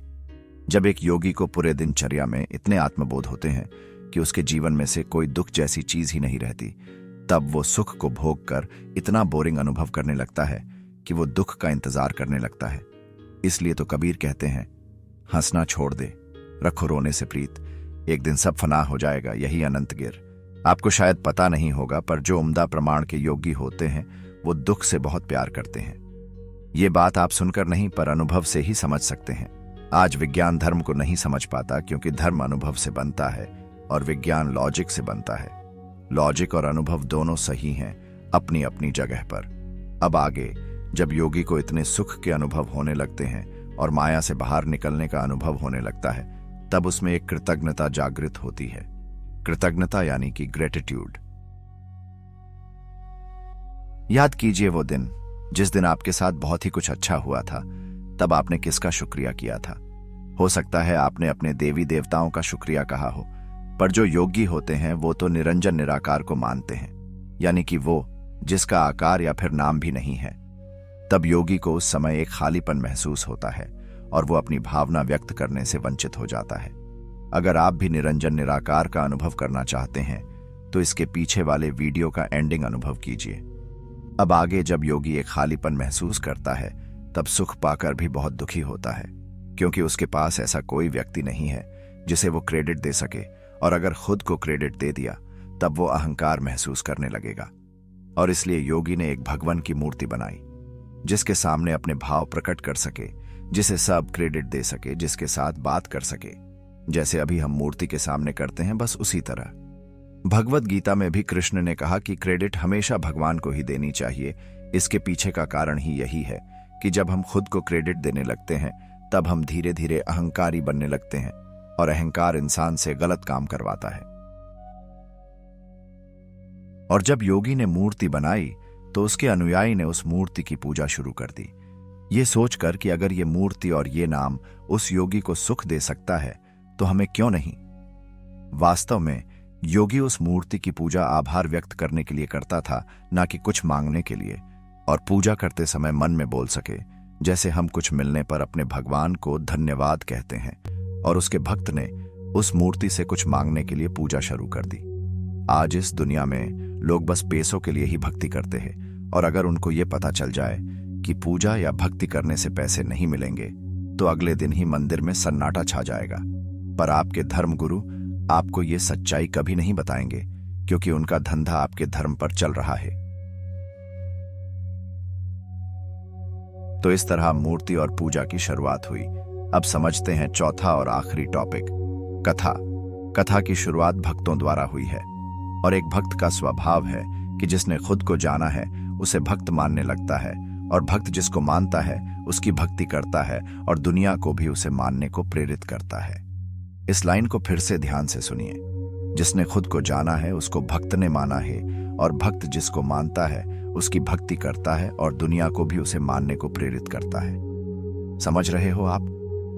जब कोई भक्त किसी को मानता है तब उसे एक मन में संदेह होता है कि मैं जिसको मान रहा हूं वो मानने लायक है कि नहीं। जरा ध्यान दीजिए इस बात पर। मैं उदाहरण से समझाता हूं। जब आप सद्गुरु को देखते हो और कुछ नया ज्ञान प्राप्त करते हो, तब आप सबसे पहले क्या करते हो? पूछे अपने आप से। जाहिर सी बात है, आप उसको शेयर करते हो अपने मित्रों या फिर कुटुंबियों के साथ। शेयर करने के पीछे का कारण बस यही है कि अगर आपका मित्र भी उसी सद्गुरु की बात से प्रभावित हो जाए और उस बात को स्वीकार कर ले, तब आपका वह संदेह मिट जाता है, जो संदेह आपको सद्गुरु को मानते वक्त हुआ था। समझ रहे हो इस बात को? अगर आपके सामने ऐसी कोई बात आ जाए कि जो आपको सच तो लगे पर मन में संदेह भी उत्पन्न करे, तब आप दूसरों को भी आमंत्रित करते हो, और अगर कोई मान भी जाए उस बात को, तब आपको मनोमन एक गर्व अनुभव होता है कि मेरे विचार भी ऐसे ही है और मैं भी सही था। अब कुछ उदाहरण देखते हैं। जैसे कि ओशो और सद्गुरु के ऊपर आज जितनी भी किताबें बनी हैं, वो सभी किताबें उन्होंने खुद नहीं लिखी। वैसे ही हमने जितनी भी टीवी सीरियल देखी हैं धर्म के ऊपर, और जितनी भी किताबें पढ़ी हैं, वो सभी भक्तों द्वारा ही बनाई गई हैं। जो भगवद गीता हम पढ़ते हैं, वो भगवद गीता भी स्वयं कृष्ण द्वारा नहीं लिखी गई है। जो दूरदर्शन पर हमने रामायण देखी है, वो भी असली भगवान राम द्वारा नहीं बनाई गई। और जब भक्त इसे बनाता है, तब वो दूसरों को मानने के लिए उसमें कुछ एक्स्ट्रा अपनी तरफ से, कुछ अपनी भावनाएं ऐड करता है। जैसे हमने टीवी सीरियल में देखा कि भगवान प्रकृति के नियम का उल्लंघन करते हैं या फिर हाथ में त्रिशूल प्रकट कर देते हैं। वैसी कई सारी बातें हैं जो वास्तव में संभव नहीं है। जैसे हम हॉलीवुड की मूवीज देखते हैं, पर वो वास्तविक जीवन में संभव नहीं है। ये बात हम सबको पता है। एक बात समझे कि अगर भगवान ही उसके बनाए गए नियमों का उल्लंघन करने लगे, तो इंसान कैसे उसके बनाए नियम का पालन करेगा? समझ रहे हो आप? अगर नियम बनाने वाला ही नियम तोड़े, तो नियम पालने वाला नियम को कैसे मानेगा? जो भी हमने टीवी में देखा है, हमने उसे सच मान लिया है। जितना भी भूतकाल है, उसी को हमने सच मान लिया है और वर्तमान में जीना ही भूल चुके हैं। आज वेस्टर्न जनता और भारतीय जनता में बस एक ही फर्क है कि वो भविष्य की सोच में चिंतित हैं और हम भूतकाल की सोच में चिंतित हैं। जब एक भक्त अपने प्रेम से कथा लिखता है, तब वो जिसको मानता है उसको महान बना देता है। देखा जाए तो भक्त भी अपनी जगह पर सही है, क्योंकि वो बस अपना प्यार कथा के माध्यम से प्रकट कर रहा है। अब बात आती है कि ये जो रामायण है, महाभारत है और जो भी पुरानी कथा है, क्या ये सब सच में बनी थी या फिर सिर्फ एक काल्पनिक कथा है? तो जवाब है हाँ, ये सभी घटनाएं सच में हुई थीं, पर हमने जो टीवी सीरीज में देखा है उस तरह नहीं बनी थी। तो फिर ये सब कुछ तबाह क्यों हो चुका है? जैसे मैंने पीछे कहा कि अभी के समय में आधुनिक विज्ञान धरती पर एक होल कर रहा है, और अगर ये प्रयोग सफल भी हो जाए तो उसके नतीजे बहुत ही गंभीर रूप से खराब हो सकते हैं। जैसे कुछ प्रयोग करने से कोरोना बन सकता है, वैसे ही कुछ प्रयोग करने से प्रलय भी हो सकते हैं कि जिसको हम इंसान कंट्रोल ही ना कर सके। बस भूतकाल तबाह होने का कारण ही यही है कि जब विज्ञान की जिज्ञासा प्रलय का कारण बनी। अब पहले समझते हैं कि ये सभी कथा को कैसे समझें और कैसे देखें। देखिए, अगर आप एक भक्त की नजर से देखेंगे तो हमेशा आप संदेह ही पाएंगे, पर ये सभी कथा को अगर आप योगिक नजर से देखेंगे तो आप इनमें से बहुत कुछ सीख सकेंगे और आपको बहुत सारा फायदा हो सकता है। उदाहरण से समझे तो रामानंद सागर द्वारा एक टीवी सीरीज बनाई गई है श्री कृष्णा। इसमें एक ऐसा दृश्य दिखाया गया है कि अर्जुन कोई ब्राह्मण के 4 पुत्रों को लेने के लिए यमलोक जाता है, पर वहां से निराशा के साथ वापस आता है। तो उसका मतलब हुआ कि कोई भी बलवान व्यक्ति प्रकृति के नियम को तोड़ नहीं सकता। फिर आगे श्री कृष्ण उसे परमात्मा के पास ले जाते हैं, जिसमें दिखाया है कि 7 पहाड़ हैं, उसको अर्जुन बहुत मुश्किल से पार करता है, और कुछ पहाड़ में गुफा भी होती है जिसमें अंधेरा भी आता है। उसके बाद अंत में एक प्रकाश होता है और परमात्मा के दर्शन होते हैं। अगर आप इस दृश्य को देखना चाहते हैं तो हम उस वीडियो की लिंक डिस्क्रिप्शन में दे देंगे। अगर हम इस कथा को योगिक नजर से देखें तो हमारे शरीर में 7 चक्र होते हैं, और जब आप मेडिटेशन करते हो तब आपको समाधि का अनुभव या फिर प्रकाश का अनुभव होता है, और जो अंधेरा है वो है स्वाधिष्ठान चक्र। बस इसी तरह आप हर एक कथा को योगिक नजर से देखना शुरू कर देंगे तो आप पाओगे कि आप ज्ञान की तरफ बढ़ चुके हैं। और ज्ञान पाने के लिए आपको पुस्तक पढ़ने की जरूरत नहीं है, क्योंकि पुस्तक से जानकारी ही मिलेगी। अपने आदर्श के प्रति प्यार व्यक्त करने के लिए ये सभी कथाएं भक्तों द्वारा बनाई गई हैं, और हम इसे एक योगिक नजर से समझ सकते हैं। अब मैं आपसे एक प्रश्न पूछना चाहूंगा, श्री कृष्ण का विराट रूप योगिक नजर से एक्सप्लेन करके बताएं। मुझे कई लोग पूछते हैं कि आपके गुरु कौन हैं? आपने आचार्य रजनीश ओशो के बारे में सुना ही होगा। मैंने आज तक उनसे ज्यादा कोई बुद्धिमान व्यक्ति इस दुनिया में कभी नहीं देखा। बहुत कम हिम्मतवान लोग हैं जो उन्हें सुन पाते हैं, क्योंकि जो अंधे भक्त है उसने अगर भूल से भी सुन लिया ओशो को तो उसके कुछ दिन बहुत बड़ी चिंता में व्यतीत हो सकते हैं, क्योंकि ओशो ने जो धर्म पर प्रकाश डाला है आज तक किसी ने भी नहीं डाला, फिर वो चाहे आज के सद्गुरु हो या फिर कोई भी महान व्यक्ति। क्योंकि ओशो उस समय में टेक्नोलॉजी की मदद के बिना उस हद तक पहुंचे थे जो आज के समय में भी बहुत कम लोग वह तक पहुंच पाते हैं। और ओशो ने जो भी बात कही है रिकॉर्डिंग के माध्यम से, वह सभी बात उसके ज्ञान के मुताबिक 2% ही बोले हैं। 98% तो उसने कुछ कहा ही नहीं है। उसके पीछे का कारण है, जब हम ध्यान से बाहर आते हैं तो प्रकृति हमें कुछ चीजें भुला देती हैं। क्योंकि अगर तुमने अपने सभी अनुभव बता दिए सबको तो वो भक्त व्यक्ति खुद कभी अनुभव करने के लिए नहीं ध्यान अवस्था में उतरेगा। ओशो का नाम का असली अर्थ होता है ऑन साइलेंट हैप्पीनेस ऑब्सेस्ड, यानी कि खुद का आनंद, खुद की शांति, खुद की खुशी और खुद से आसक्ति। ओशो के बदनामी के पीछे का एक ही कारण है अमेरिकन सरकार, जिसने ओशो को एक आतंकवादी घोषित कर दिया। अब जाहिर सी बात है, सरकार किसी को हटाने के लिए कर भी क्या सकती है? या तो वो आतंकवादी घोषित करेंगी या फिर देशद्रोही। सरकार अगर तुम्हें गुनहगार साबित न करें तब तक तुम्हें देश से निकाल नहीं सकती। जैसे मैंने पीछे बताया कि सरकार भी एक है, ऑपोजिट पार्टी भी एक है, आतंकवादी भी उन्हीं के हैं और मीडिया भी उसी की है। बस ये तीनों मिलकर जनता पर कंट्रोल कर रही हैं। जरा इस माया के जाल से बाहर निकलकर सोचिए, आज आधुनिक विज्ञान ब्रह्मांड में एलियन ढूंढ रहा है, तो क्या इस दुनिया पर छिपे एक आतंकवादी को नहीं ढूंढ सकता? इसलिए ही मैं हमेशा कहता हूं, बस 2 धर्म को मानिए, एक है योगिक विज्ञान और दूसरा है आधुनिक विज्ञान। क्योंकि योगिक विज्ञान और आधुनिक विज्ञान एक दूसरे के बिना अधूरे हैं। अगर आधुनिक विज्ञान को ब्रह्मांड के रहस्य जानने हैं तो वो योगिक विज्ञान की मदद ले सकते हैं। जैसे कि अभी थोड़े समय पहले चीन ने घोषणा की कि वो लोग जमीन के अंदर एक होल करके धरती के सेंटर तक जाना चाहते हैं। अगर तुम्हें इस बात को समझना है तो होल करके देखने की जरूरत नहीं है। समझो कि एक गैस से भरा गुब्बारा है जिसके भीतर एक ऊर्जा भरी हुई है जो उसे हवा में उड़ने के लिए एक स्थिरता प्रदान करती है। अगर हम ऊपरी सतह से ड्रिलिंग शुरू करें और अंदर की सतह तक जाने के लिए होल बना दें तो जरा सोचिए क्या हो सकता है। अंदर की जो ऊर्जा है जिसकी वजह से गुब्बारा हवा में स्थिर है और ग्रेविटी फोर्स के कारण उनका रास्ता भी पद्धतिबद्ध है, वो ऊर्जा बाहर निकल जाएगी और गुब्बारा अस्थिर होकर उस ऊर्जा के विपरीत फोर्स के कारण अस्त व्यस्त हो जाएगा। इसे हम प्रकृति के नियम कहते हैं, जो हर एक छोटी बड़ी चीज पर लागू होते हैं। अगर चीन ने वो होल बना भी दिया तो पृथ्वी इस सोलर सिस्टम से बाहर भी निकल सकती है और हमारे धर्म जिसे प्रलय कहते हैं वो प्रलय भी आ सकता है। शायद हो सकता है कि हमारे इस पृथ्वी पर हमारे पूर्वजों ने भी ऐसी ही कोई गलती की हो, जिसके कारण उनकी पूरी सिविलाइजेशन बर्बाद हो चुकी हो।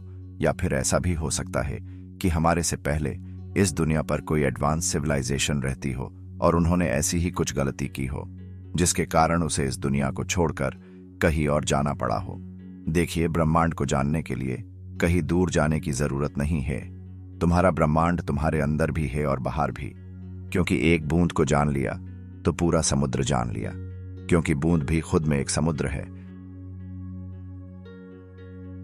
मुझे काफी लोग पूछते हैं कि यौगिक विज्ञान के मुताबिक पिरामिड कैसे बना होगा, तो मेरे विचार के मुताबिक शायद हो सकता है कि पिरामिड का निर्माण पानी के अंदर हुआ हो, क्योंकि इतने भारी पत्थर पानी के अंदर ही आसानी से हिल सकते हैं।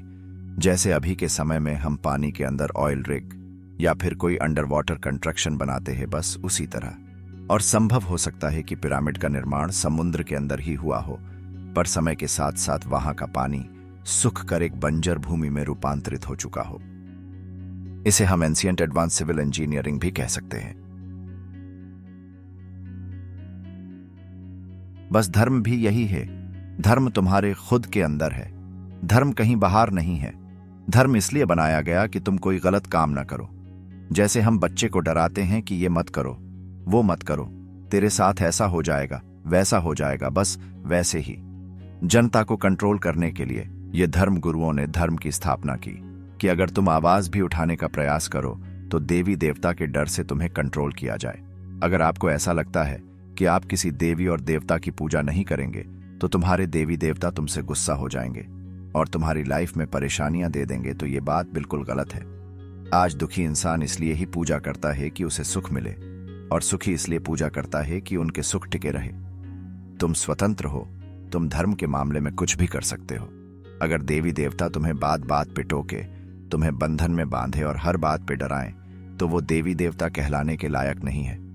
जैसे हमारे पिता हमें विरासत में एक व्यापार देते हैं, तो हमारी कुछ जवाबदारी होती है उसे आगे ले जाने की। उससे विपरीत अगर वो व्यापार में हमारा मन न लगे तो हम कोई और व्यापार भी खड़ा कर सकते हैं जो हमें पसंद हो। दोनों में कोई बात गलत नहीं है। वैसे ही हमारे पूर्वजों ने हमें धर्म दिया है, तो हमारी जवाबदारी है उसे आगे ले जाने की।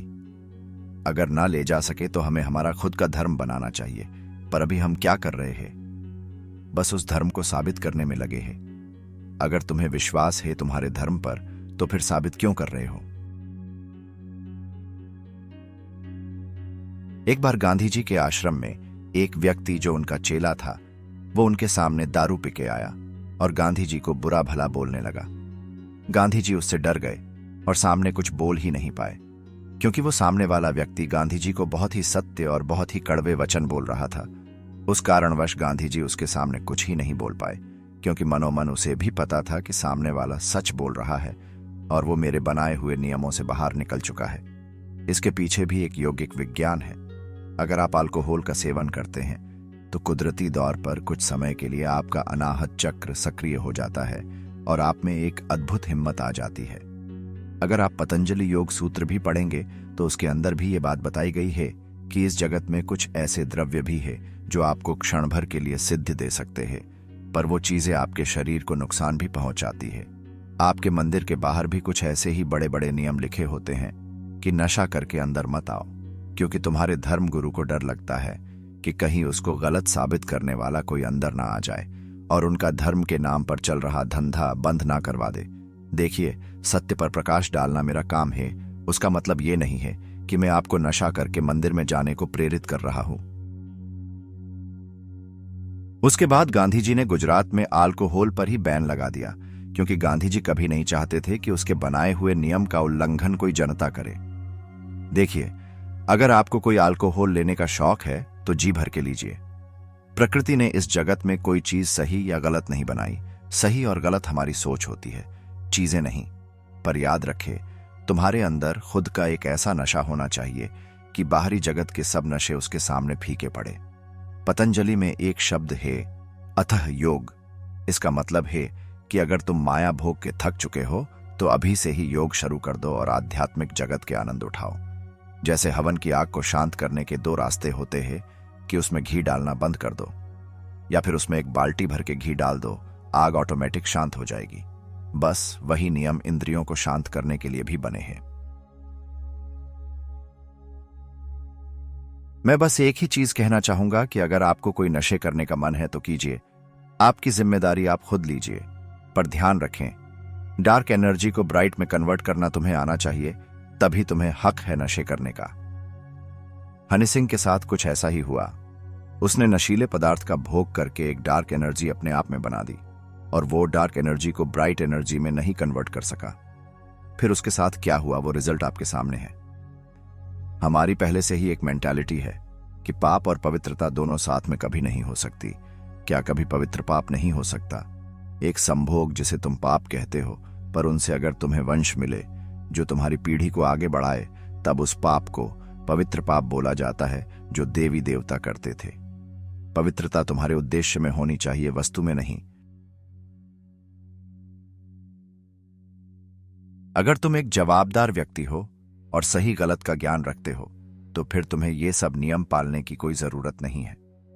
नियम बच्चों को कंट्रोल करने के लिए बनाए जाते हैं, पर अगर तुम्हें खुद पर कंट्रोल है सभी तरह से, तो तुम्हें कोई नियम में बंधने की जरूरत नहीं है। तुम्हारा धर्म और तुम्हारे देवी देवता तुम खुद बनाओ, बाहर से उधार उठाने की कोई जरूरत नहीं है, क्योंकि अंत में तो एक ही है, निरंजन निराकार, जिसका कोई नाम नहीं या फिर कोई आकार नहीं। मैंने खुद अनुभव किया है सद्गुरु के पास जाकर। जब आप उनके पैड कोर्स लेते हैं जिसमें आप फेस टू फेस उनके सामने बैठ सकते हैं, उस कोर्स में सद्गुरु जो सिखाते हैं वो नॉर्मल पब्लिक के लिए नहीं होता। यूट्यूब पर आप जो भी देखते हैं वो सद्गुरु का बस एक अंश भर ज्ञान है। एक नॉर्मल इंसान इतने सारे पैसे देकर सद्गुरु का वो कोर्स नहीं ले सकता है। इसलिए मैं सद्गुरु से भी विनती करना चाहूंगा कि कृपया अपना अनुभव बांटने के पैसे मत लीजिए। गौतम बुद्ध ने किसी से एक पैसा भी नहीं लिया था। महावीर स्वामी ने भी एक पैसा किसी से नहीं लिया। ज्ञान बांटने का आप भूतकाल के कोई भी योगी को देख सकते हैं, क्योंकि एक सच्चा योगी वही है जिसने अपने लोभ का त्याग किया हो। शायद हो सकता है कि सद्गुरु के ऊपर जो मैनेजमेंट है उसने सद्गुरु के हाथ बांध रखे हो। कृपया जनता इस बात पर थोड़ा विचार विमर्श करे।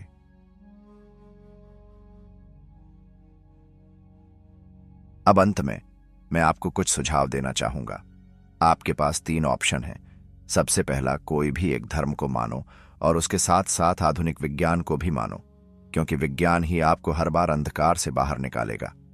अगर आपका धर्म विज्ञान को नहीं मानता तो फिर उस धर्म का आज ही त्याग कर दो। दूसरा ऑप्शन है, किसी भी एक व्यक्ति को गुरु बना लो जो तुम्हें पसंद हो। अगर कोई एक व्यक्ति से तुम्हें सीखना पसंद नहीं है, फिर भी कोई बात नहीं, हर कोई चीज को अपना गुरु बना लो, जैसे दत्तात्रेय भगवान ने किया था। पर ध्यान रखो, अगर आप मल्टीपल गुरु बनाते हो तो आपको साथ में यौगिक विज्ञान और आधुनिक विज्ञान को साथ रखकर चलना पड़ेगा, वरना फिर से अंधकार में डूब जाओगे। अब तीसरा और आखिरी ऑप्शन है, खुद को मानो और खुद के नियम बनाओ, जो मैं आपको सजेस्ट करता हूं। खुद का धर्म बनाए। इंसानों द्वारा बनाए गए नियम एक माया है और प्रकृति द्वारा बनाए गए नियम एक ईश्वर है जो हर किसी के ऊपर एक समान काम करते हैं। इंसानों ने समाज बनाया, भगवान बनाया, परमात्मा बनाया, धर्म बनाए, देवी देवता बनाए, और निरंजन निराकार ईश्वर ने बस एक ही चीज बनाई, प्रकृति। धर्म के नियम इतने सारे इसलिए ही हैं क्योंकि वे इंसानों को डरा धमकाकर कंट्रोल कर सकें। जब कोई सच बोले तो उसे नियम से बांध दिया जाए और उसको भगवान का डर बताकर उसकी बोलती बंद की जाए।